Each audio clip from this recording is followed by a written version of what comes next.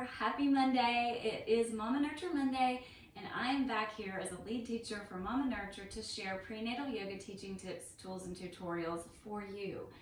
Today we're looking at pretty much our go-to for low back pain, pelvic girdle pain, or discomfort. This is the pelvic symmetry sequence. We teach this in our training.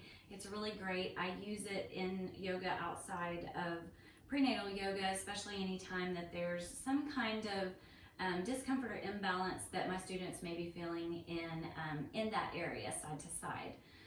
So we'll start right off with Reclined Butterfly. Grab a couple of blocks. And if there is pelvic girdle pain present, you want to, when we get here, prop up the legs so that the joints aren't floating. So to get into this, we'll take knees a little wide. This is the way I like to start. And go ahead and just have them lower down to their back. And actually, since we're doing prenatal here, let's turn to the side, lower down, and then come back over onto the back so that we're not powering down with the core. Then when you get here, I'll just move this block so you can see. And I will take my knees, thighs, and feet together. And what I want to do is go ahead and have something on the sides in case you need it, because if you let the knees go there and they're already having pain, it's easier to take a prop away than it is to add one. So blocks here, and then just have them settle the knees there. I'm scooting back a little bit because my tailbone was a little bit off the edge, and have something available just for cushion under, especially if the floor is hard. And then when I say bring the floor up to them, you can see here my knee is floating. So I've got blocks here, and then I can even raise them higher. This actually feels a bit better. I'm actually experiencing a little bit of asymmetry that we're working on right now. So you can just start here, soles of the feet pressed together, shoulder blades are tucked under, and let them just rest and close their eyes. Give them a few rounds of breath to breathe. Maybe hand is on, would say lower ribs, not overly focusing on the belly here. And just here, and just have them breathe in and out. And notice what they are feeling. Are they feeling anything different from one side to the other? And this is just information that you're getting that will help you as you continue with them here, especially if you're working one-on-one with somebody. You can also do this in a group class and instruct them to just get a little internal feel what's happening in their body. So you can stay here. And then the next option would be, as part of this sequence, is to press the feet together. Now, you want to breathe in on when there's not effort. So this is going to be a little bit different breath than most of you have probably done with like a lifting and lowering in this position. Because typically we see that we lift on the inhale because the front body is opening and the ribs are expanding, so we're making room for that air to come in, and it makes sense. But here, feel funny lying down and talking to you, but I guess it's okay. From here, especially when pelvic girdle pain is happening or anything in the pelvic floor, when you breathe in, everything is pushing down. So breath is coming in and pushing down toward the pelvic floor. When you're exhaling, it's actually coming back up, and everything is sort of lifting back up. So it might be helpful. I grabbed my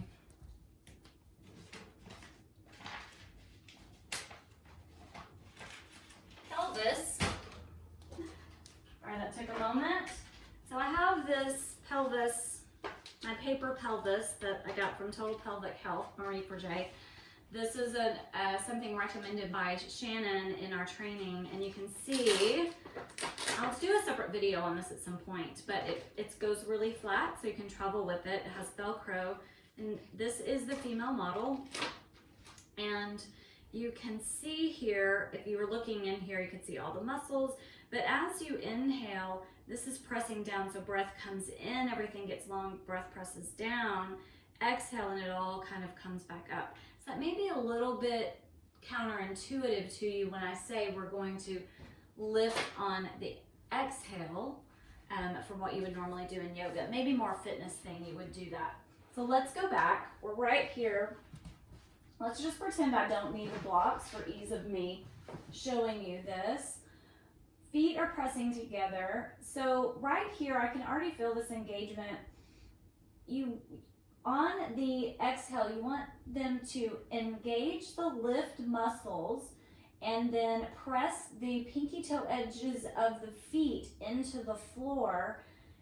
So breath in would be here. Breath out, engage the feet to the floor, the feet together, and lift, engaging those lift muscles, and then lower on the inhale. Now, if you have a fair amount of pain going on and you know that that's probably too much already for them, then it's just going to be inhale, exhale, press the feet together, press the edges of the feet into the floor, but don't do the lift, but engage those muscles as if you were to lift. If you have not tried this, try this, because if you do this and you follow these instructions, it is very effective. I will actually pop a link to the printout of this from the Mama Nurture website so that you can print these instructions for yourself. So we started with just the reclined butterfly, checking in, and then we did the either exhaling and squeezing and engaging lift muscles, or engaging, squeezing, and actually lifting. It's not a huge lift. It's not a really high bridge-like thing or anything. And then lowering on the inhale. And you want to do this about 3 times. And then what I really like to do with people when I've had their legs like this for a bit is have them take their hands and really lift the knees back together, and then give them a little swing side to side, a little bit of a rest. The next thing that we have is feet on the floor, knees bent, thighs, knees, and feet together. You could do this with a block between the knees, but I think if this can be done without it hurting, is really good. So it doesn't look like we're doing a lot, but on the exhale, you're squeezing thighs together, squeezing knees together, everything down the center. You're squeezing, you're engaging what those lift muscles would be, but you're not lifting here. So you're breathing in when you're relaxed. You're breathing out with that effort. And when you breathe out, you're squeezing all of that. The pelvic floor is coming back up a little bit. It's really beneficial. So this breath is so important here. Okay, so that's it. You just do that 3 times. Then the last one would be the bridge lift. So the feet can come apart a bit. And what you want to do, this doesn't need to be an overly exaggerated bridge. So you would have them, it's the same breath pattern here, breathing in. We know this is all coming down, breathing in. Pelvic floor is pressing down. We're engaging. Exhale, we're lifting. And you want to have them, if their normal bridge would be here, have them come back down just a little. Engage all those lift muscles here, and then lower down on the inhale. And again, you can do the side to side in between. Really important too, on that previous one where we were squeezing the thighs together, I meant to say on the inhale in between, you could separate the feet a little, rock a little side to side, just to reset everything, especially if that's really uncomfortable for them, working on building that strength. So then your bridge is breathe in, breathe out, press the feet into the floor, engage those lift muscles, lift, don't go as high as you normally would, more like here, and then lower on the inhale, breathe in, exhale, breathe out, lift. So we're not overly focusing on this deep belly breath that presses down toward the pelvic floor, because that's not really helpful when there's already pelvic girdle discomfort happening. And then coming up from this, well, let's review real quick. So we started with just butterfly, and this is not typically, heels aren't going to be really far in. This is more butterfly, like a yin yoga butterfly with a diamond in the legs. And so you can have them rest here, check in, and then the next thing would be to breathe in and then breathe out. Feet press together, edges of the feet into the floor, engage the lift muscles, and then if lifting is okay, lift, lower, do that 3 times.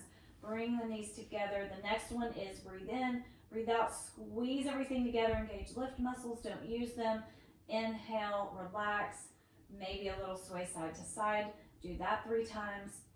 We did the previous one 3 times. And this next one being the bridge lift, breathing in, breathe out, lift, not as high as normal, inhale, lower. Coming up, we like to do what is called the slow sunrise. I love this. Oh, this is so good.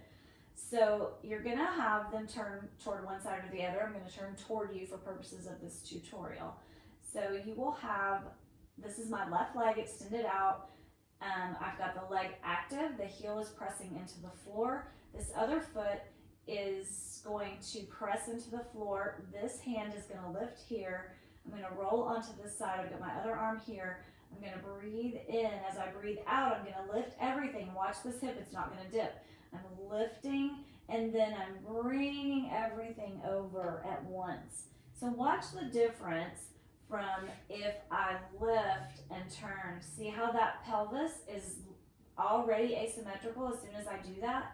The difference is here. So we're here pressing, we're using this lift here, everything's staying even, and then we're rolling over and bending the knees, slowly coming of that sunrise and pressing up. I know this was a lot, so I'll put the link to the instructions in the comments below. If you have any questions, let me know. Otherwise, have a super Monday, and I will see you soon. Bye for now.